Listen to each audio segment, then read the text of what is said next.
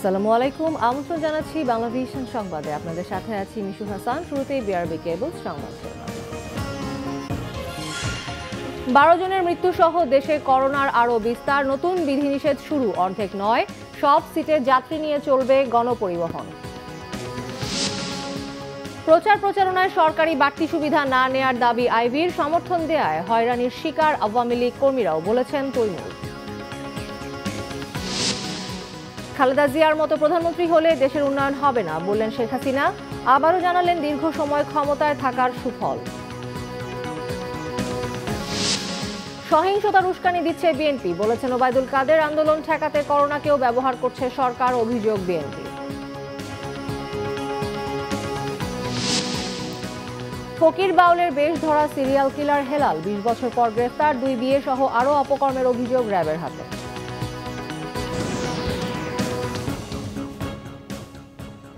দেখছিলেন বিআরবি কেবল সংবাদ শিরোনাম, এবারে বিস্তারিত। করোনা সংক্রমণের পাশাপাশি মৃত্যুও বাড়ছে। 12 জনের মৃত্যুর দিনে শনাক্ত হয়েছে 3,359 জনের। বিশেষজ্ঞরা বলছেন ওমিক্রন কম শক্তিশালী, এটার বহুল প্রচার এবং টিকার আওতা বেড়ে যাওয়ায় স্বাস্থ্যবিধি অবজ্ঞা করছেন সাধারণ মানুষ, যে কারণে সংক্রমণ বাড়ছে, এতে ঝুঁকিও বাড়ছে। ধারাবাহিকভাবে বাড়ছে করোনার সংক্রমণ, সাথে সাথে বাড়ছে মৃত্যুও। স্বাস্থ্য অধিদপ্তরের পাঠানো বিজ্ঞপ্তিতে জানানো হয়েছে আরও 12 জন মারা গেছেন, যা সাম্প্রতিক সময়ের মধ্যে সর্বোচ্চ। সংক্রমণের পাশাপাশি সর্বোচ্চ মৃত্যু ঢাকা বিভাগে। 27,920টি নমুনা পরীক্ষায় আরও 3,359 জনের শরীরে করোনা শনাক্ত হয়েছে। বিশেষজ্ঞরা বলছেন করোনার নতুন ধরন ওমিক্রনকে তাচ্ছিল্য করতে গিয়ে সাধারণ মানুষ স্বাস্থ্যবিধি মানছে না। সংক্রমণ বাড়লে মৃত্যুও বাড়বে। সবগুলোকেই ওমিক্রন ভেবে যদি শৈথল্যতা দেখান, তাহলে আপনার জীবনাবসানের শঙ্কা থেকে যাবে। এবং আমরা দেখতে পাচ্ছি হাসপাতালগুলোতে অনেক রোগী ভর্তি হচ্ছেন তীব্র সংক্রমণ নিয়ে এবং আইসিইউতে যেতে হচ্ছে। স্বাস্থ্যবিধি মেনে চলতে সাধারণ মানুষকে বাধ্য করার পক্ষে বিশেষজ্ঞরা। যেভাবে সংক্রমণ বেড়ে চলেছে, তাতে আমাদের সরকারের যে 15টি নির্দেশনা অবশ্যই আমাদেরকে কঠোরভাবে প্রতিপালন করা উচিত এবং আমি মনে করি প্রতিপালন করবার জন্য প্রয়োজন হলে বাধ্য করতে হবে মানুষকে। এবং কিছু কিছু জায়গায় যেমন শিথিলতা দেওয়া হয়েছে যে সমাবেশের ক্ষেত্রে, আমি মনে করি এখানে আরও বেশি কঠোরতা পালন করা উচিত যদি আমরা সংক্রমণকে প্রতিরোধ করতে চাই। নতুন 302 জন সহ মোট সুস্থ 15,51,955 জন। নমুনা পরীক্ষা বিবেচনায় শনাক্তের হার 12.03, সুস্থ 96.72 এবং মৃত্যু 1.75%। আরিফুল হক, বাংলা ভিশন, ঢাকা। গণপরিবহনে অর্ধেক যাত্রী বসানো ছাড়া করোনা সংক্রমণ প্রতিরোধে জারি করা 11 দফা কার্যকর শুরু হয়েছে। তবে কাঁচা বাজার, মার্কেট, শপিং মল, খাবারের রেস্তোরাঁ কোথাও মানা হচ্ছে না এই বিধিনিষেধ।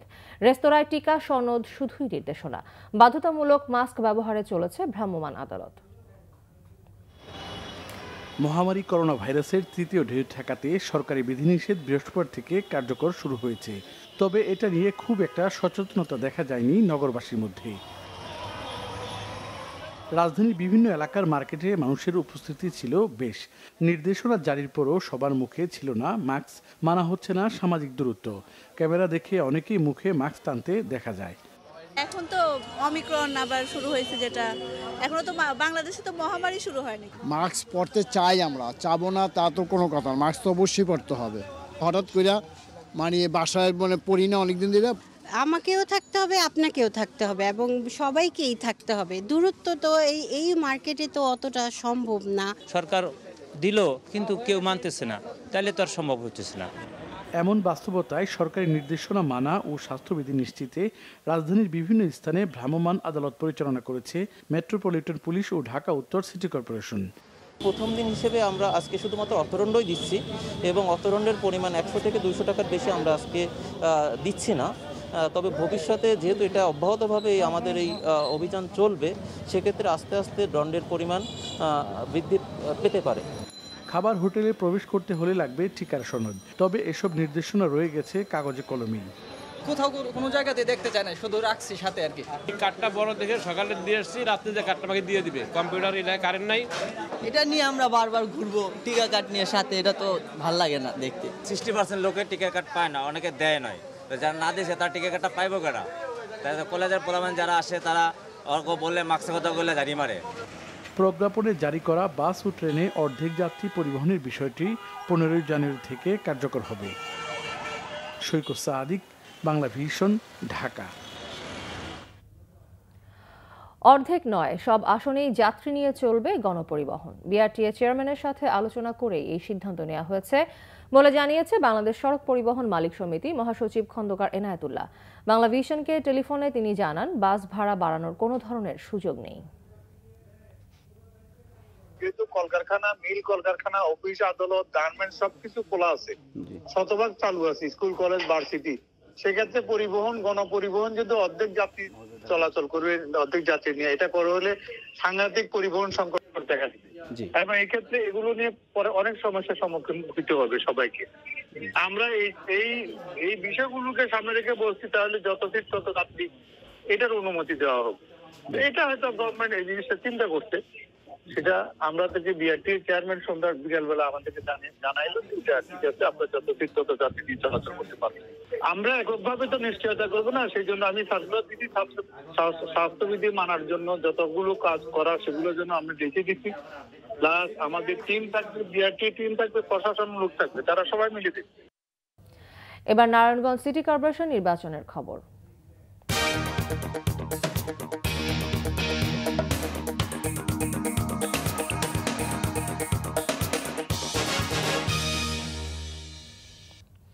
করোনা সংক্রমণের বিধিনিষেধের মধ্যেই প্রচারণার শেষ ভাগে নারায়ণগঞ্জ সিটি কর্পোরেশন নির্বাচনের মাঠে সরকারের বাড়তি সুবিধা নেয়ার অভিযোগ অস্বীকার করেছেন নৌকার প্রার্থী সেলিনা হায়াত আইভী। উন্নয়নের ধারাবাহিকতায় আরেকবার ভোট চান তিনি।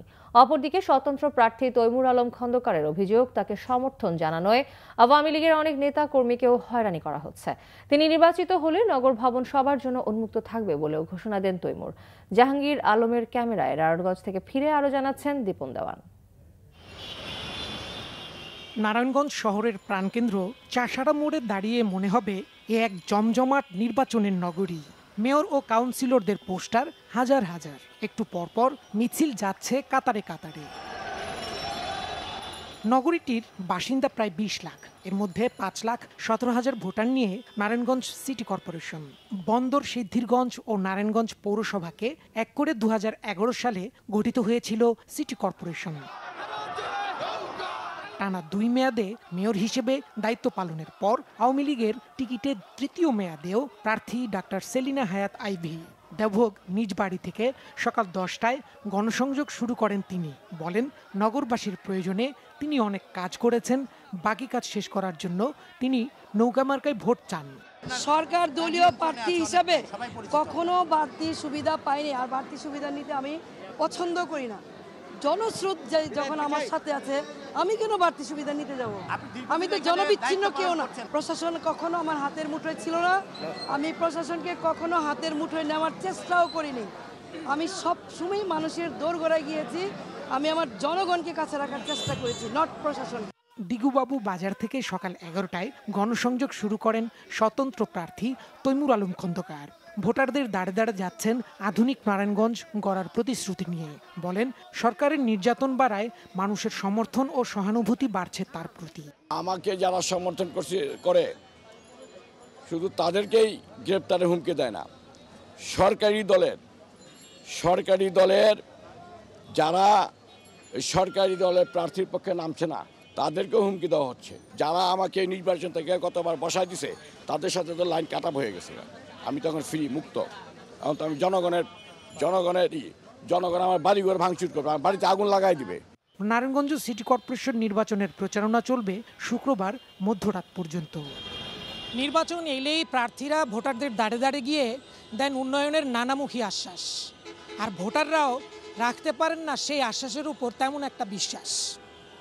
নারায়ণগঞ্জ সিটি কর্পোরেশন নির্বাচনের ভোটযুদ্ধে বিজয়ের শেষ হাসিটি কার ভাগ্যে জোটে সেটি দেখার জন্য এখন অপেক্ষা করতে হবে 16 জানুয়ারি পর্যন্ত।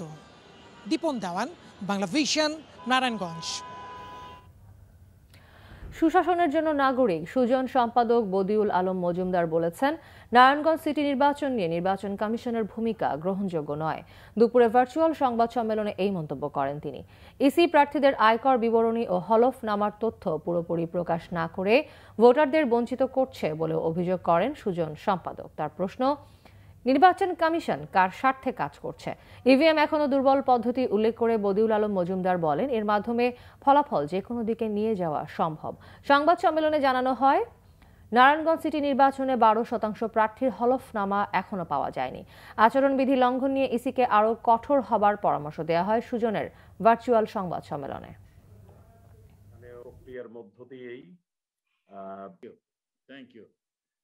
একজন আমাদের মাননীয় প্রধান নির্বাচন কমিশনার বলেছেন, একজন সংসদ সদস্য তিনি আচরণবিধি লঙ্ঘন করেছেন, কিন্তু শাস্তিযোগ্য অপরাধ নয়। আচরণবিধি লঙ্ঘনই তো একটা শাস্তিযোগ্য অপরাধ। তো এটা তো আমাদের কাছে বোধগম্য নয়। আমরা দেখেছি যে নিয়ন্ত্রিত নির্বাচন, এই যে গণমাধ্যম, যে আইনশৃঙ্খলা রক্ষাকারী বাহিনী এবং নির্বাচন কমিশনের যোগসাজশে এইরকম করা হয়েছে, নিয়ন্ত্রিত নির্বাচন করা হয়েছে। নির্বাচন কমিশন কার স্বার্থে কাজ করছে? জনগণের স্বার্থে। এটা একটা স্বাধীন প্রতিষ্ঠান, সাংবিধানিক প্রতিষ্ঠান। এবং আপনারা জানেন, করোনার নতুন ধরন ওমিক্রন প্রতিরোধে সবাইকে স্বাস্থ্যবিধি মেনে চলার পাশাপাশি টিকা নেওয়ার আহ্বান জানিয়েছেন প্রধানমন্ত্রী শেখ হাসিনা। স্বাস্থ্য ও কৃষি খাতে গবেষণা বাড়ানোর তাগিদ দেন প্রধানমন্ত্রী। ক্ষমতায় থাকতে গবেষণায় বরাদ্দ না দেয়া, প্রযুক্তি খাতে নানান প্রতিবন্ধকতা তৈরির অভিযোগে বিএনপি নেত্রীর সমালোচনা করে প্রধানমন্ত্রী বলেন, বেগম জিয়ার মতো সরকার প্রধান থাকলে দেশের উন্নয়ন হবে না। প্রদর্শন করা হচ্ছে। দেশের বিজ্ঞান গবেষকদের জন্য রাজধানীর আগারগাঁয়ে নির্মাণ করা হয়েছে জাতীয় বিজ্ঞান ও প্রযুক্তি কমপ্লেক্স। বৃহস্পতিবার গণভবন থেকে ভার্চুয়ালি যুক্ত হয়ে নতুন ভবনের উদ্বোধন করেন প্রধানমন্ত্রী শেখ হাসিনা। অনুষ্ঠানে যার বক্তব্যে প্রধানমন্ত্রী গবেষণায় সরকারের নেয়া নানা উদ্যোগ তুলে ধরেন। নতুন করে করোনা সংক্রমণ বৃদ্ধি নিয়ে সবাইকে সতর্ক করেন প্রধানমন্ত্রী। আমাদের উন্নতি করতে হলে অবশ্যই গবেষণা একান্তভাবে প্রয়োজন। তো আমরা একটা জায়গায় একটু পিছিয়ে আছি গবেষণা, সেটা হচ্ছে স্বাস্থ্য বিষয়ে গবেষণাটা আসলে আমাদের দেশে খুব কম হচ্ছে। অনেকে খুব কম আমাদের চিকিৎসক আছে যারা আসলে তারা রোগী সেবা দিতেই যতটা আগ্রহী, ঠিক গবেষণার দিকে নেই। হাতে গোনা কয়েকজনই নিয়মিত গবেষণা করেন। তবে এই ক্ষেত্রে আমরা পদক্ষেপ নিচ্ছি যে আমাদের স্বাস্থ্য বিষয়ে গবেষণাটা একান্তভাবে দরকার।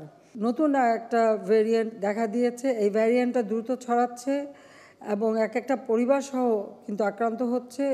এখানে আমি সবাইকে বলবো যে স্বাস্থ্য সুরক্ষা মেনে চলা, এবং আমরা ইতিমধ্যে কিছু নির্দেশনা দিয়েছি, সেই নির্দেশনাগুলি সবাই মেনে চলবেন, সেটাই আমি চাই। আর যারা টিকা নেননি দ্রুত তারা টিকা নিয়ে নেবেন। বিএনপি আমলে প্রযুক্তি খাতে নানা প্রতিবন্ধকতা তৈরি করে উন্নয়নের সম্ভাবনাকে নষ্ট করার কথাও স্মরণ করিয়ে দেন সরকার প্রধান। Submarine cable lines, Khaleda Zia প্রধানমন্ত্রী, সে বলে দিল যে এটা করা যাবে না, এটা করলে নাকি বাংলাদেশের সব তথ্য বিদেশে চলে যাবে। কী যে গোপন তথ্য তাদের ছিল সেটা আমি জানি না, কিন্তু আমাদের দেশটা এই যে আন্তর্জাতিক পরিমণ্ডলে একটা যোগসূত্র করার যে একটা সুযোগ এবং আমাদের ছেলেমেয়েদের শিক্ষার যে একটা সুযোগ এসেছিল, বা এই প্রযুক্তি শিক্ষার মধ্য দিয়ে আমাদের উন্নয়নের যে সম্ভাবনাটা সেটা নষ্ট হয়ে যায়, সেটা তারা নষ্ট করে দেয়। এই ধরনের সরকার প্রধান থাকলে তো এদেশের উন্নতিটা কিভাবে হবে আপনারা সেটাই বুঝে দেখেন।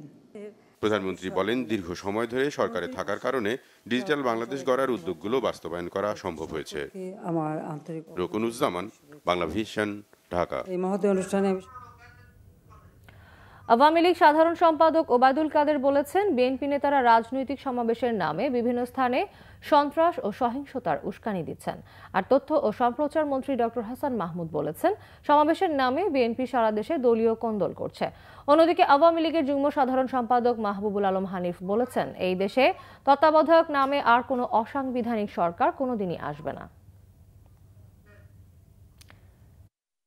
আওয়ামী লীগের দপ্তর সম্পাদক ব্যারিস্টার বিপ্লব বড়ুয়া স্বাক্ষরিত দলের সাধারণ সম্পাদক ওবায়দুল কাদেরের এক বিবৃতি পাঠানো হয় গণমাধ্যমে।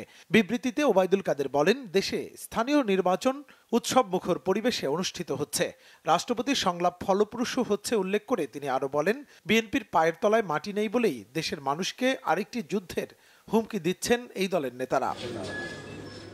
সচিবালয়ে সমসাময়িক বিষয় নিয়ে সাংবাদিকদের ব্রিফ করেন তথ্য ও সম্প্রচার মন্ত্রী ডক্টর হাসান মাহমুদ। এ সময় তিনি বলেন, বিএনপি নিজেদের সভা সমাবেশে মারামারি করে। এই দল একটা সমাবেশও সুশৃঙ্খলভাবে করতে পারে না। দেশের দায়িত্ব তাদের উপর পড়লে গোটা দেশ তারা বিপর্যস্ত করবে বলেও মন্তব্য করেন তিনি। আমরা দেখতে পাচ্ছি বিভিন্ন জেলায় তারা নিজেদের মধ্যে মারামারি করছে, চেয়ার টেবিল ভাঙচুর করছে। গতকাল চট্টগ্রামে আরও এক ধাপ এগিয়ে মঞ্চটাই ভেঙে দিয়েছে। যেই মঞ্চে দাঁড়িয়ে নেতারা বক্তৃতা করছিলেন তাদের হুড়োহুড়ি মারামারিতে মঞ্চ ভেঙে দিতেছে। এছাড়াও চট্টগ্রামে সেখানকার যেই জায়গায় সমাবেশ হচ্ছিল সেই জায়গায় বিএনপি দলীয় যিনি সংসদ সদস্য ছিলেন সরোয়ার জামাল নিজাম, তাকে হেনস্থা করেছে, টেনে হিসড়ে মঞ্চ থেকে নামিয়ে ফেলেছে। তো যারা নিজেদের সমাবেশ করতে পারে না সঠিকভাবে, মারামারি করেন এবং সমাবেশ করতে গিয়ে মঞ্চটা ভেঙে ফেলে, তারা যদি দেশ পরিচালনার দায়িত্ব পায় তাহলে দেশটাই ভেঙে দেবে। এদিকে কুষ্টিয়ায় নিজ বাসভবনে সাংবাদিকদের সাথে কথা বলেন দলের যুগ্ম সাধারণ সম্পাদক মাহবুবুল আলম হানিফ। সরকারের পতন হলে আওয়ামী লীগকে কোথাও খুঁজে পাওয়া যাবে না বিএনপি নেতাদের এমন বক্তব্য প্রসঙ্গে তিনি বলেন, পরগাছা দল বিএনপির আওয়ামী লীগ নিয়ে না ভাবলেও চলবে। তত্ত্বাবধায়ক সরকারের নামে আর কোনো অসাংবিধানিক কোনো সরকার আর কখনো আসবে না। অথবা এটা নিয়ে যারা আন্দোলন করছেন, স্বপ্ন দেখছেন, তাদের আন্দোলন কোনোদিনই সফল হবে না। আওয়ামী লীগের শিকড় এই দেশের মাটির অনেক গভীরে। আওয়ামী লীগ কোনোদিন নিশ্চিন্ন হবে না। বিএনপির মতো এই পরগাছা দল, যারা সুবিধাবাদী শ্রেণী, ক্যান্টনমেন্টে বসে যার সৃষ্টি, এই সমস্ত দল তাদের ভবিষ্যৎ নিয়ে তারা ভাবলেই খুশি হবে। আওয়ামী লীগ নিয়ে ভাবার কোনো কারণ নেই। কুষ্টিয়া জেলা আওয়ামী লীগের নেতাকর্মীরা সেখানে উপস্থিত ছিলেন। মুহিবুল্লাহ মুহিব, বাংলা ভিশন, ঢাকা।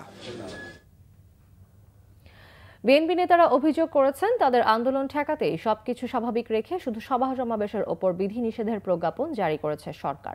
করোনা নিয়েও সরকার রাজনীতি করছে বলে অভিযোগ করেন তারা বলেন, ক্ষমতাকে চিরস্থায়ী করতে সরকার একদলীয় শাসন ব্যবস্থা কায়েম করেছে। করোনা আক্রান্ত দলের মহাসচিব মির্জা ফখরুল ইসলাম আলমগীর ও তার স্ত্রী রাহাত আরা বেগমের সুস্থতা কামনায় নয়াপল্টনের কেন্দ্রীয় কার্যালয়ে মিলাদ ও দোয়া মাহফিল করে বিএনপি। এ সময় তাদের রোগমুক্তি কামনায় দোয়া ও মোনাজাত করা হয়। এর আগে সংক্ষিপ্ত বক্তব্যে বিএনপির স্থায়ী কমিটির সদস্য গয়েশ্বর চন্দ্র রায় অভিযোগ করেন, করোনা নিয়েও রাজনীতি করছে সরকার। ভাইরাস মোকাবেলায় সরকারি প্রজ্ঞাপনের সমালোচনা করেন তিনি। সারা দেশের মানুষ আমাদের নেত্রী, প্রিয় নেত্রী বেগম খালেদা জিয়ার মুক্তির জন্য রাস্তায় নামছে। করোনা হয় নাই কথা আমি বলছি না, এই মুহূর্তে সরকার একটা প্রজ্ঞাপন জারি করছে, সব খোলা থাকবে, দোকান খোলা থাকবে, বাজার হাট খোলা থাকবে, বাণিজ্য মেলার বাণিজ্য হবে, মুজিব বর্ষ হবে, খালি কি সমাবেশ এই জাতীয় কারা করে? বিএনপি করে। সুতরাং এই একটা প্রজ্ঞাপনের জালে বিএনপির এই রাজনৈতিক কর্মসূচি থেকে বিরত রাখার হীন প্রচেষ্টা কিনা সেটা আমাদের অপেক্ষা করতে হবে। এদিকে সকালে নয়াপল্টনের কেন্দ্রীয় কার্যালয়ে সংবাদ সম্মেলনে বিএনপির সিনিয়র যুগ্ম মহাসচিব রুহুল কবির রিজভী অভিযোগ করেন, সরকার নির্বাচন কমিশন সহ সব প্রতিষ্ঠান ধ্বংস করেছে। তারা অপশাসন চালিয়ে বিরোধী শক্তিকে নিশ্চিহ্ন করতে চায়। এই সরকারের হাত থেকে জনগণ মুক্তি চায় বলে মন্তব্য করেন তিনি। গত এক যুগের বেশি সময় ধরে এই আওয়ামী দস্যুরা 1/11-এর ধারাবাহিকতা বজায় রেখে এদেশের মানুষের কাঙ্ক্ষিত গণতন্ত্রকে হত্যা করে একদলীয় ফ্যাসিবাদী শাসন জনগণের উপর চাপিয়ে দিয়েছে। এই সরকারের হাত থেকে জনগণ মুক্তি চায়। আমাদের সভা সমাবেশগুলোকে মানুষের উর্মি মুখর ঢল নামছে। 144 ভাগা ভেঙে জনস্রোত নেমে আসছে রাজপথে।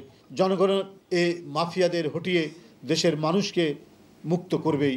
করোনা সংক্রমণ বৃদ্ধি পাওয়ায় বিএনপির সমাবেশ কর্মসূচি চলবে কিনা সে ব্যাপারে শিগগিরই সিদ্ধান্ত নেয়ার কথা জানান রুহুল কবির রিজভী।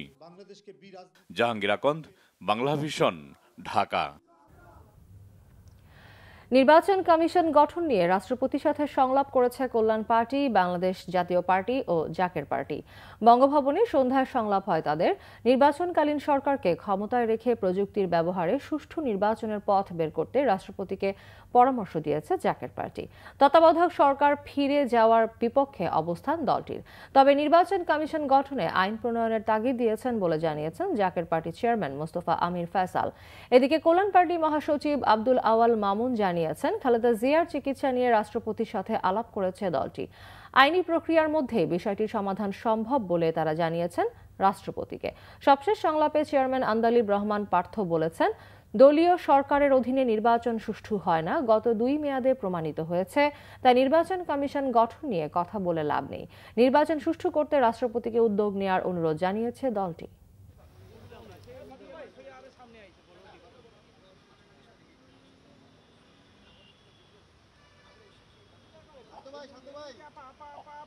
গত 10ম এবং একাদশ জাতীয় সংসদ নির্বাচনের পর এটা একদম পরিষ্কার যে কোনো দলীয় সরকারের অধীনে কোনো সুষ্ঠু নির্বাচন সম্ভব না।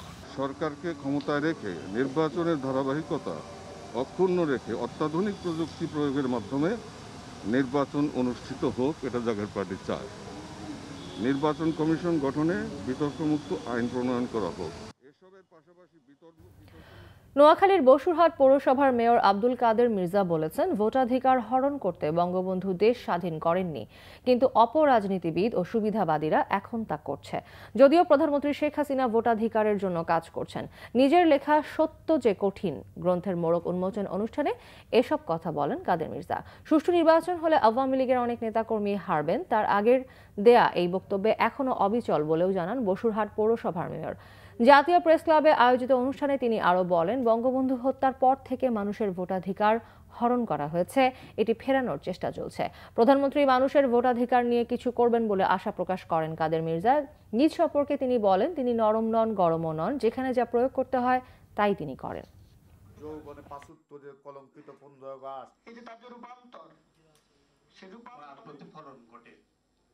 বর্তমান এই যে ভোটের রাজনীতি, এটার অবসান হওয়া উচিত।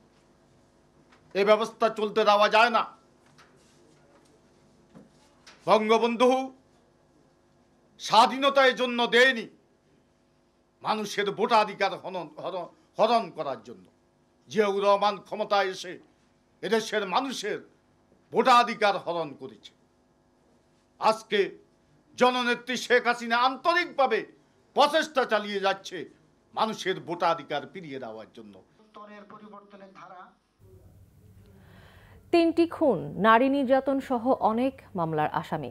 যাবজ্জীবন সাজা প্রাপ্তির পর বাউল ছদ্মবেশে ফেরারি জীবন, আবার কখনো বাউল গানের মডেল। বলছি জনপ্রিয় বাউল গান ভাঙা তরি ছেঁড়া পালের মডেল হেলাল হোসেন ওরফে সেলিম ফকির ওরফে বাউল সেলিমের কথা, যাকে বগুড়ার সবাই খুনি হেলাল নামে চেনে। 20 বছর পলাতক থাকার পর ভৈরব রেল স্টেশন থেকে তাকে গ্রেফতার করেছে র্যাব।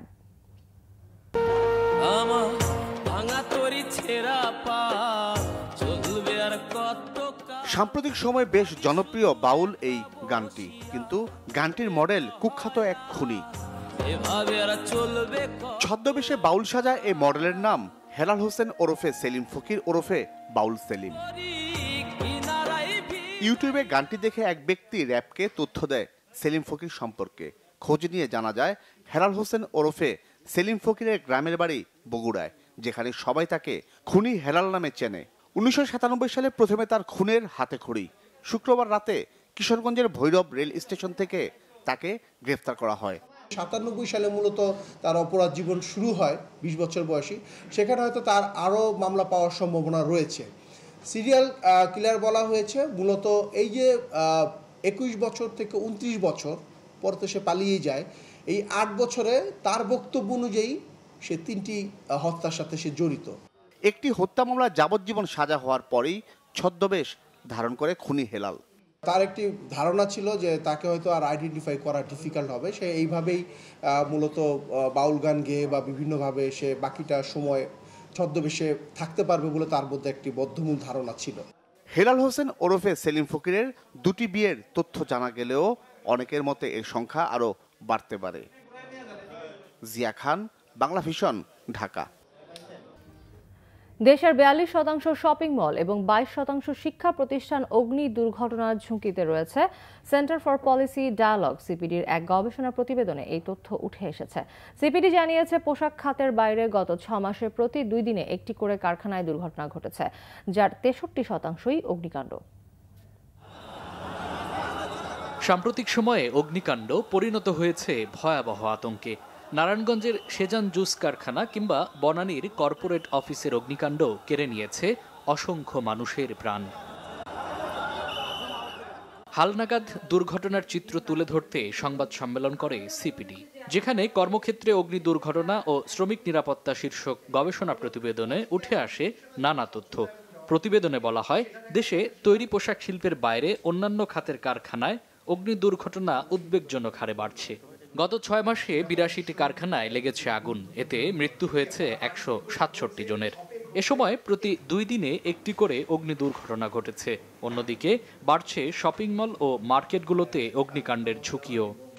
বাংলাদেশে আগামী দিনের শ্রমিক নিরাপত্তা, জননিরাপত্তার জন্য অগ্নি দুর্ঘটনা একটা বড় রকমের চ্যালেঞ্জ। রানা প্লাজার মতো আরেকটা ঘটনা ঘটিয়ে এই উদ্যোগ শুরু করবার মতো পরিস্থিতি নেই। যদি কারখানাগুলো ত্রুটি থেকে যায় তাহলে সংশোধনের বিষয়গুলো কে মনিটর করবে? যদি সংশোধন না করে তাহলে ওই কারখানাগুলোকে কে আসলে নজরদারির ভিতরে আনবে? সেটি কিন্তু একটি গুরুত্বপূর্ণ বিষয়। আন্তর্জাতিক মানসম্পন্ন প্রতিষ্ঠানের সংশ্লিষ্টতা এই কাজটিকে গতিশীল করবে। টেকসই কারখানা ও শ্রমিকদের নিরাপত্তায় মালিকপক্ষের মানসিক পরিবর্তন জরুরি বলে মনে করে সংস্থাটি। প্রতিষ্ঠানের দুর্বলতাগুলি যখন আমরা দেখতে পাই তখন সেটা জনবলের অপ্রতুলতা এবং তার পাশাপাশি অর্থের অপ্রতুলতা দুটোই, কিন্তু জনবলের সাথে জড়িত যেটি সেটি হচ্ছে যে তাদের সচেতনতা এবং প্রশিক্ষণ।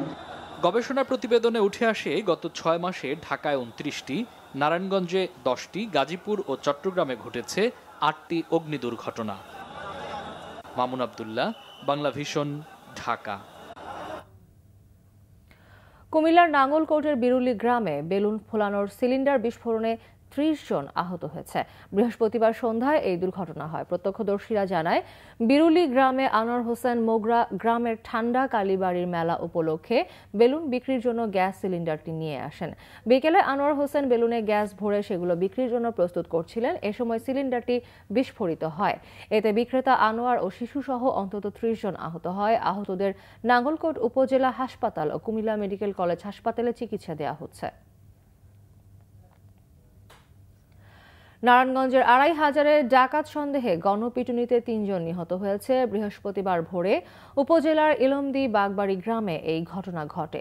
নিহতরা হলেন মফিজুল, জহিরুল ইসলাম ও নবী। তাদের বাড়ি সোনারগাঁ ও 2500-এ।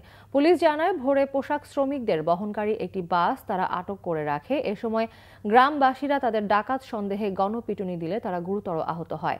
পুলিশ তাদের উদ্ধার করে নারায়ণগঞ্জ 2500 স্বাস্থ্য কমপ্লেক্সে নিয়ে গেলে 3 জন মারা যায়। তবে তারা ডাকাত কিনা তা খতিয়ে দেখা হচ্ছে। এয়ার টিকেটের অস্বাভাবিক মূল্য কমাতে এবং টিকেট সিন্ডিকেট বন্ধ করতে প্রধানমন্ত্রীর হস্তক্ষেপ চেয়েছেন বাংলাদেশ ট্রাভেল এজেন্ট অ্যাসোসিয়েশন আটাবের সদস্যরা। বৃহস্পতিবার জাতীয় প্রেস ক্লাবের সংবাদ সম্মেলনে সংগঠনের সাবেক সভাপতি মঞ্জুর মোর্শেদ বলেন, মধ্যপ্রাচ্য সহ বিভিন্ন দেশে যাতায়াতে এয়ার টিকেটের দাম আকাশচুম্বী। দেশি বিদেশি এয়ারলাইন্সগুলো ভাড়া বাড়ানোর প্রতিযোগিতায় নেমেছে। এর ফলে বিদেশগামী যাত্রী, রিক্রুটিং এজেন্সি, ট্রাভেল এজেন্সি এবং ট্যুর অপারেটর সহ সকলে ব্যাপক ক্ষতির সম্মুখীন হচ্ছে। বেসামরিক বিমান চলাচল কর্তৃপক্ষ ভাড়া নিয়ন্ত্রণে কেন ব্যবস্থা নিচ্ছে না তা রহস্যজনক বলে দাবি করা হয় সংবাদ সম্মেলনে। 1 বছরের জন্য ওপেন স্কাই ঘোষণা করা ও পার্শ্ববর্তী দেশের সাথে সমন্বয় করে ভাড়া নির্ধারণের আহ্বান জানানো হয়।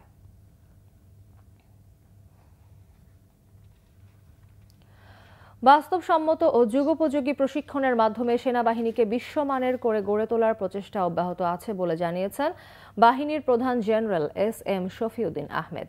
বাংলাদেশ সেনাবাহিনীর 50 বছর পূর্তিতে প্রথমবারের মতো লজিস্টিক্স ফিল্ড ট্রেনিং এক্সারসাইজ পরিচালনা করা হয়। সেনা প্রধান জানান, সেনাবাহিনীর এবারের শীতকালীন প্রশিক্ষণ ছিল অভিনব ও বাস্তবধর্মী।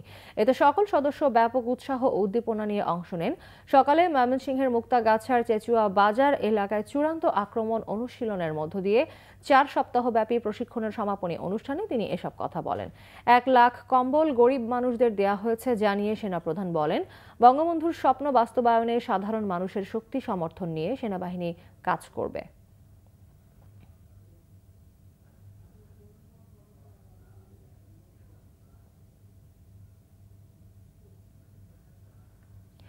15 জানুয়ারি শুরু হচ্ছে ঢাকা আন্তর্জাতিক চলচ্চিত্র উৎসব 2022। তা চলবে 23 জানুয়ারি পর্যন্ত। ঢাকা ক্লাবের সংবাদ সম্মেলনে এই তথ্য জানানো হয়। আয়োজকরা জানান, এবারের উৎসবে বাংলাদেশ সহ 70টি দেশ অংশ নিচ্ছে। উৎসবে 225টি চলচ্চিত্র প্রদর্শন হবে।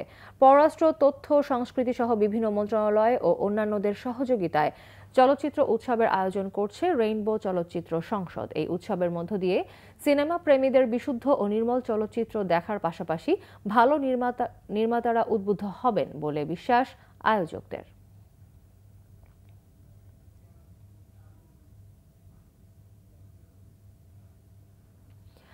উত্তরাঞ্চল সহ দেশের বিভিন্ন জায়গায় আবারও জেঁকে বসেছে শীত। বিপর্যস্ত হয়ে পড়েছে জনজীবন। কুয়াশা এবং গুড়ি গুড়ি বৃষ্টির সাথে কনকনে শীতে বিপাকে গোপালগঞ্জের মানুষ।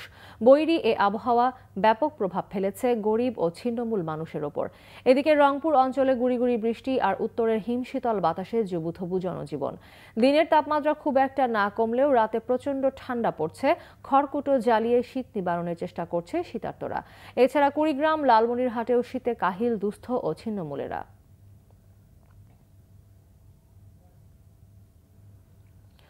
সিলেটের জকিগঞ্জ উপজেলার 9টি ইউনিয়নে নির্বাচনের ফলাফল বাতিল ও পুনর্নির্বাচন চেয়েছেন প্রতিদ্বন্দ্বিতাকারী প্রার্থীদের প্রায় সবাই। বৃহস্পতিবার ঢাকা রিপোর্টার্স ইউনিটিতে উপজেলার 9টি ইউনিয়নের সব দলের চেয়ারম্যান প্রার্থীরা সংবাদ সম্মেলন করে এই দাবি জানান। গত 5 জানুয়ারি ইউনিয়ন পরিষদ নির্বাচনে নিজের পছন্দের প্রার্থীদের জয়ী করতে উপজেলা নির্বাচন অফিসার সাদমান সাকিব বিভিন্ন কেন্দ্রে গিয়ে আগে থেকেই সিল মারা ব্যালট বাক্সে ঢোকান। চেয়ারম্যান প্রার্থীদের অভিযোগের ভিত্তিতে পরে জেলা ম্যাজিস্ট্রেট, পুলিশ সুপার ও জেলা নির্বাচন অফিসার প্রায় 2500 সিল মারা ব্যালট সহ উপজেলা নির্বাচন অফিসারকে আটক করে জেল হাজতে পাঠায়। এই পরিস্থিতিতে নির্বাচনের ফলাফল বাতিলের দাবি প্রায় সব চেয়ারম্যান প্রার্থীদের।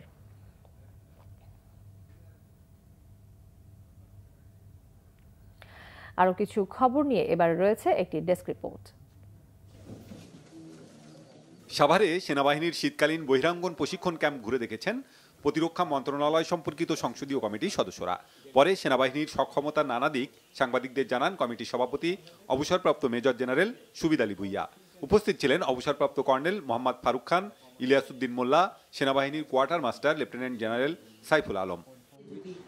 আত্মকর্মসংস্থান প্রকল্পের অধীনে 15 হিজড়াকে সেলাই মেশিন দিয়েছে Bandhu social welfare society. Dhaka, Rajshahi, Mymensingh ও সিরাজগঞ্জ থেকে নির্বাচিত 15 জনকে এ সেলাই মেশিন দেওয়া হয়। অনুষ্ঠানে উপস্থিত ছিলেন বিশিষ্ট রূপচর্চাবিদ গীতি বিল্লা। ট্রান্সজেন্ডার ও হিজড়া জনগোষ্ঠীর কর্মসংস্থান এবং ক্ষমতায়নের লক্ষ্যে ইউএনডিপির HRD প্রকল্প বাস্তবায়ন করছে বন্ধু। দেশের সর্বদক্ষিণের উপজেলা পটুয়াখালীর কলাপাড়ায় অসহায় জেলেদের মাঝে 2 শতাধিক কম্বল বিতরণ করেছেন নিউ ইয়র্ক প্রবাসী ফাতিমা নাজনীন প্রিসিলা। বৃহস্পতিবার বিকালে কলাপাড়ার নীলগঞ্জ ইউনিয়নের টুঙ্গিবাড়িয়া সরকারি প্রাথমিক বিদ্যালয় মাঠে শীতবস্ত্রগুলো বিতরণ করেন কলাপাড়া গ্রাজুয়েট ক্লাবের সদস্যরা। Banglavision news desk. সংবাদ শেষ করব বিআরবি কেবল শিরোনামগুলো আরেকবার জানিয়ে। 12 জনের মৃত্যু সহ দেশে করোনার আরও বিস্তার। নতুন বিধিনিষেধ শুরু, অর্ধেক নয় সব সিটে যাত্রী নিয়ে চলবে গণপরিবহন। প্রচারণায় সরকারি বাড়তি সুবিধা না নেয়ার দাবি আইভীর। সমর্থন দেয়ায় হয়রানির শিকার আওয়ামী লীগ কর্মীরাও, বলেছেন তৈমুর। খালেদা জিয়ার মতো প্রধানমন্ত্রী হলে দেশের উন্নয়ন হবে না, বললেন শেখ হাসিনা। আবারও জানালেন দীর্ঘ সময় ক্ষমতায় থাকার সুফল। সহিংসতার উস্কানি দিচ্ছে বিএনপি, বলেছেন ওবায়দুল কাদের। আন্দোলন ঠেকাতে করোনাকেও ব্যবহার করছে সরকার, অভিযোগ বিএনপি। ফকির বাউলের বেশ ধরা সিরিয়াল কিলার হেলাল 20 বছর পর গ্রেফতার। 2 বিয়ে সহ আরও অপকর্মের অভিযোগ র্যাবের হাতে।